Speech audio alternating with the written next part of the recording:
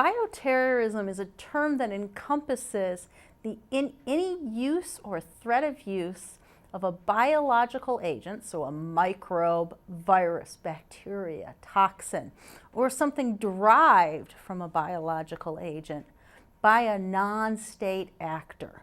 So that is by someone who is not acting on behalf of a state.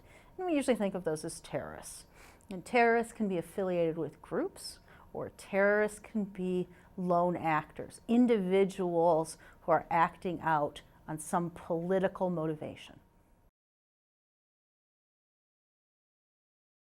It's not the science innately itself. It's what one does with it.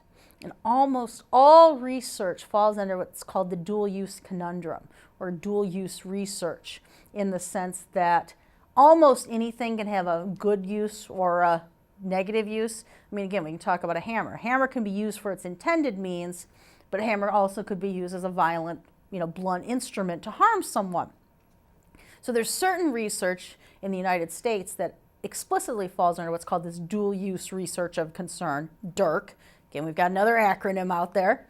And these are things that are regulated because there's a legitimate reason, and then you have to come under additional oversight because of concerns of potential. And it's usually not the researchers themselves, it's concerns about someone else. And these aren't so much scientific problems, they're political problems. The science is just, and many times it's a tool, a technique, a way to do something.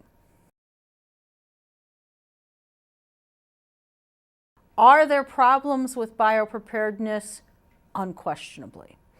Are we better prepared than we were in 2001? Similarly, unquestionably. There always are things that we can do to be better prepared, and there are some areas that we are better prepared in than others. In the United States, you've got a very non-hierarchical, very distributed system, public health services within counties.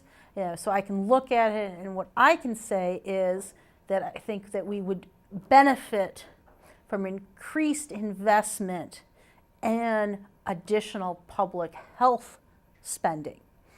So you are, in many ways, you're getting double bang for the buck, in the sense that if you're investing in syndromic and surveillance, if you're investing in the public health services, the county, the state, the federal level, it's going to have an impact, particularly in the ability to respond. Because those are going to be your first responders if you have a bioterrorism incident, most likely. But you're also going to have benefits just in outbreaks that occur regularly, annually, seasonally as well. So double bang for the buck there. Over the last 15 years, billions of dollars have been invested in countermeasures development. So that's new vaccines, new antibiotics. They're usually other types of countermeasures, drugs to administer post-exposure. And all of that's really good. If I would argue that in one of the areas that needs to have more investment is actually some of the basic research. We have almost reached the end in terms of the sort of era of you have one bug, you treat it with one drug, and there's a great deal of investment that could be made to start thinking about what are the systematics, or again, how do you treat how the body responds, rather than targeting, here's Yersinia pestis, the plague, here's anthrax, here's Zika, here's Ebola.